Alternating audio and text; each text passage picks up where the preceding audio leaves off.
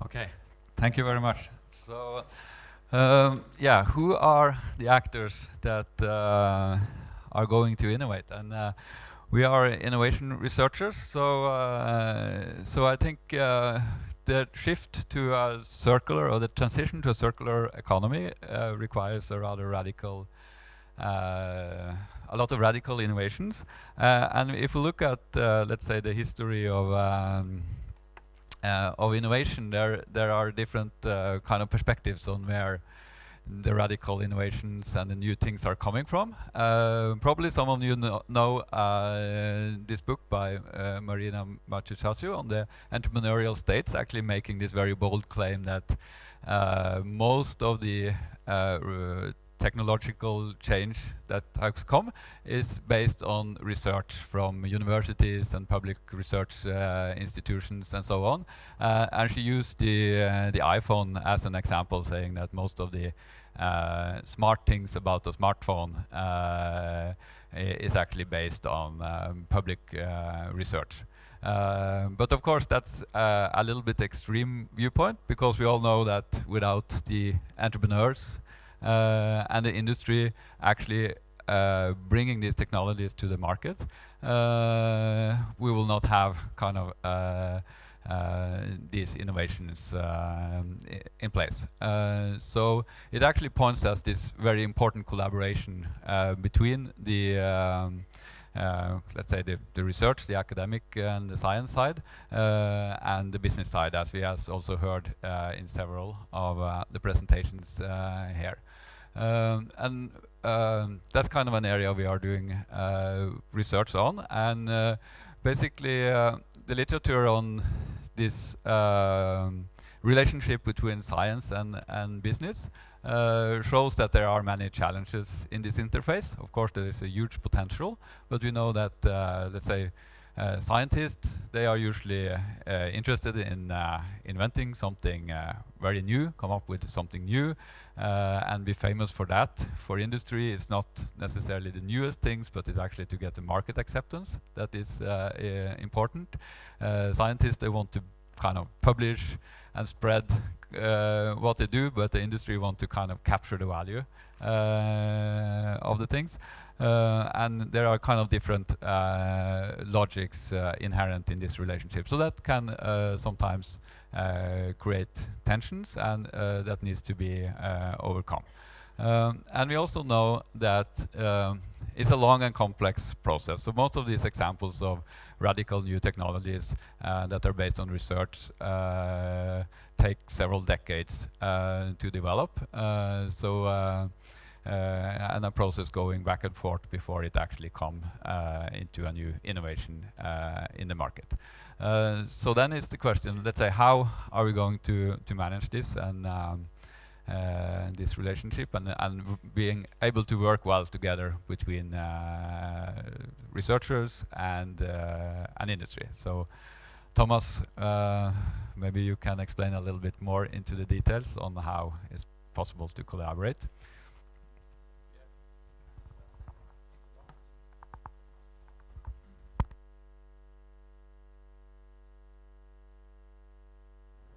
Okay, yeah, that's better.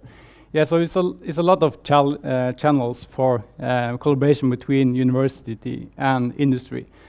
So you have a lot of formal and informal channels, and I will talk a bit about them and how you can actually create good collaborations. And just to be said that a lot of these channels is also relevant for research institutes, even though I use the term universities. So first, we see that one of the most important things about creating innovation is actually the collaborative research, collaborating in developing new innovations. And this can often happen through research partnerships that often more longer-term collaboration, that you're still building competence in the university partners, but still trying to get innovation. An example is we are participating in a research center, trying to see how the industry can reduce their energy consumption. Also, you can have research services more shorter term. Like for example, CEC is leading a collaboration with Flock, trying to see how Flock can use or make their production more circular. And also you have a lot of intellectual property that comes out from the research institutes and universities. And often you license this out to the industry. So you have a lot of examples in drugs and vaccines, but also in the environmental innovation. Yeah, in the research center of Novitec, they developed how they could maintain their windmills at sea and license this for free to the industry partners that participated in this research center, which was developed by researchers at NTNU and SINTEF. And also one thing that we often find is very important is that you have the research mobility, that you have university researchers that move out into industry, and you have industry people like, for example, Arve Ulriksen, who is CEO at Mo Industrial Park. He's a professor too at Nord University, so he brings his industrial perspectives into our research and so on. And here you have an example with a PhD from Nord who graduated and then went into the Knowledge Park, and hopefully he could bring knowledge in about how the university world works into now he's trying to mobilize for more innovation. So you see that all these people that sort of know both worlds of university and industry, they are really important sort of what's called boundary spanners. They know, and they sort of know how to make the collaboration works. And also another channel is academic spin-offs, which is university researchers starting new firms. And one recent example is PACT-IN, which is a spin-off from the University of Modena in Italy, called PACT-IN, where they use the fallen fruits, and they make a packaging actually out of it based on chemistry, so they would reduce the plastic consumption. So this is researchers who go out, establish a company.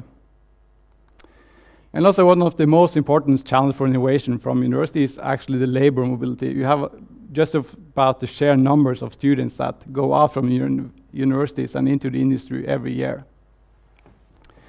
And then you have the more informal, you have the research publications. And the importance of research publication, it depends especially on the industry. So you have a lot of the industry in pharmaceuticals, chemicals.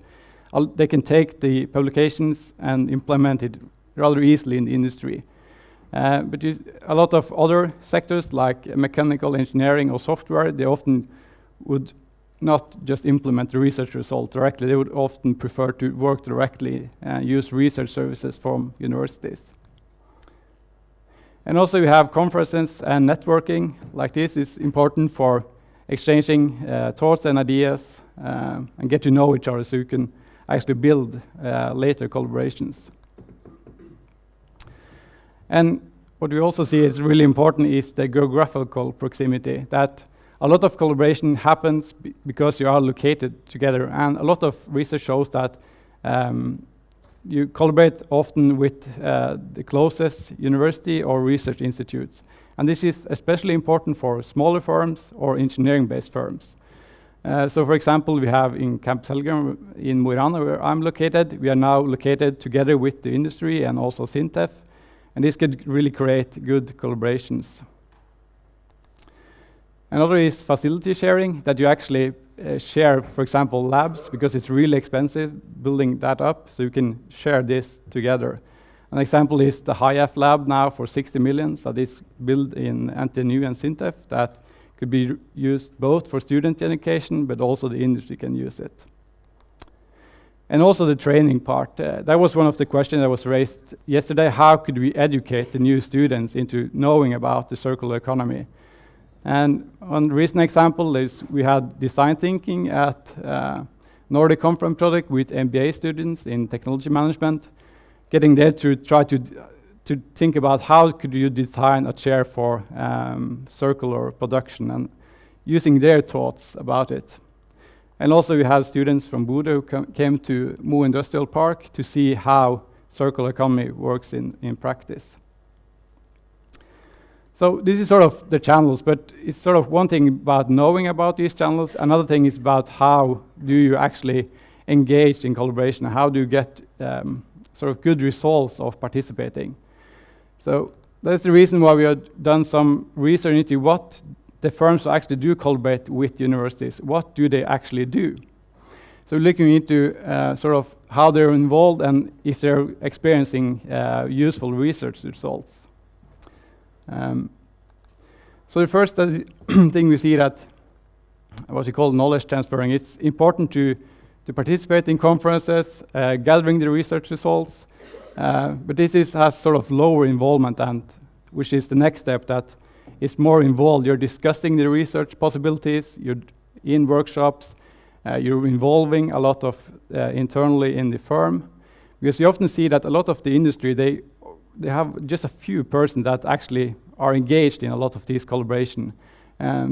It's really important to get the knowledge and to spread it around in the company. But we see that the ones who are getting the most out of it is the one what we say is knowledge transforming, that really co-creates knowledge together with the universities. So they're doing both this transferring and translating. They are participating in workshops, discussing with researchers, but they're really involved in sort of creating the newest knowledge together with the researchers. So as the quote said, that we work very closely with the university partners. They're here at least 3 times a week. Yeah. So then the questions for you, Einar, is sort of how can sort of these channels and the collaboration enable a transition to a circular economy? Yes, thank you. Yeah, so the transition is dependent on the 3 T's: transfer, translate, and transform. Easy to remember. Yeah, so how is this relevant to the circular economy? And here is a figure from the European Commission, actually stating that research and innovation is really something that will drive this transition. And as you have heard from the other speakers yesterday and today, there are some challenges or specific features to this transition, because it will involve entire value chains. So it will involve kind of collaboration between a lot of different actors. It will also involve collaboration between different industries, while often innovation now is within one industry or within the firm or with one partner. It will kind of be much more complex, and also be related to a lot of new business models, as we just got a good example from Norwegian Fashion Hub. It's kind of a fairly challenging innovation process. So it means that all of these channels of interacting and working together will be important, and it's important to rely on not like one single channel, but actually build these relationships up using different ways of collaborating to be able to develop the new innovations in this area. And one important, let's say, tool to make this happen is what we call intermediary organizations that can facilitate this process. And as Thomas had some examples of, we can have established research centers within an area that are collecting researchers and industry and other partners to work together to create new innovations to facilitate this transition. And these research centers will not only facilitate this relationship between science and business, but it's also important that they bring in both entrepreneurs, that of course will be important and be more dynamic and have more new ideas, and existing businesses that can work to innovate. We also see this importance of the kind of the local and the global perspective, as the Green Lab Skive yesterday and Mo Industry Park kind of shows these local collaborations, how important they can be in some instances, while the problem is really global in nature.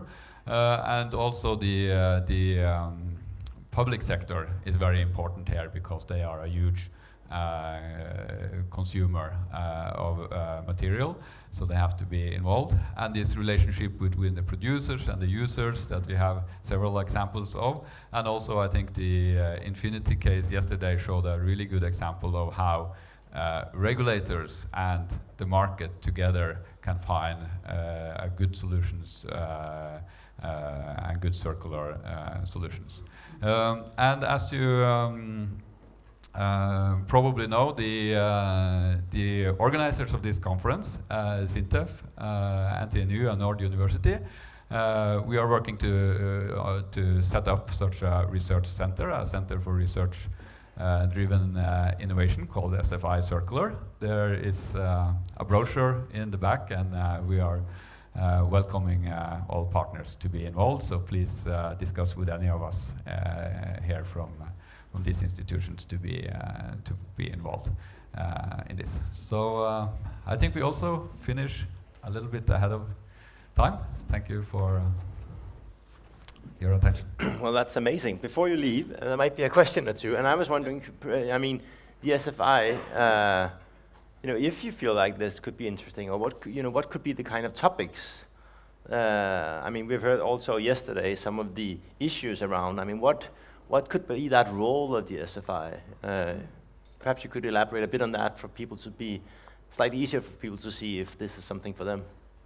Yeah, so I think the role of the SFI is kind of to be a hub for the research, and as you saw the different examples Thomas was presenting, that you can have a lot of different activities together. So for some of the companies it can be very interesting to be involved in a very close relationship and doing research collaborations on specific topics, on specific pilots, while for others it will be more interesting to be kind of a part of a network, be at the conferences and being involved in student projects and different kind of things.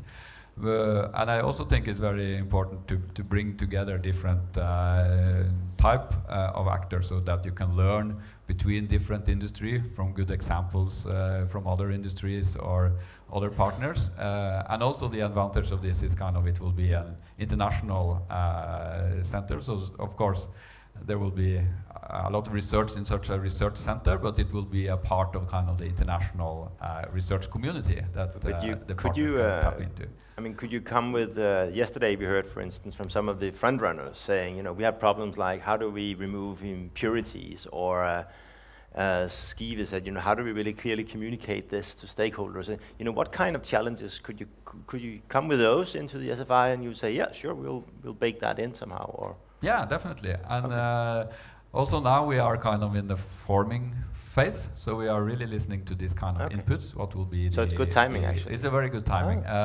But I think an important premise of this SFI initiative is that we think that a lot of the technologies are there, so a lot of these challenges is actually connecting things together, having actors to innovate in new ways, finding new business models, new ways to collaborate. So it's more on the softer side. So a little bit more on the social science side, but of course all the partners, SINTEF and NTNU in particular, has huge research groups in different technology areas that can be brought in to look at specific technological aspects. Any questions to the two gentlemen here, either on this SFI or anything else? Because we still have room for one or two. Yeah, well, now you actually will stand up and then, yeah.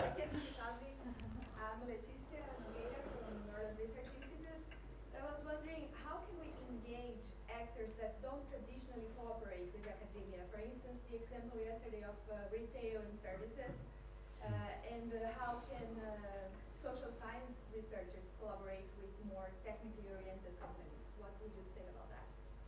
So what we see is that, I mean, you are right, that there is a difference between the firms that are used to collaborate with researchers and have that knowledge, and those that this is new for. So I think actually looking at the slides that Thomas presented, that there are so many different kind of channels of collaborating. So I think it's important to actually start with some of these. I mean, meeting at events, discussing, having student projects is maybe one place to start and get to know each other and the problems, and then you move into more kind of formal research collaborations after a while. But also to partner up in such a center is a very good opportunity for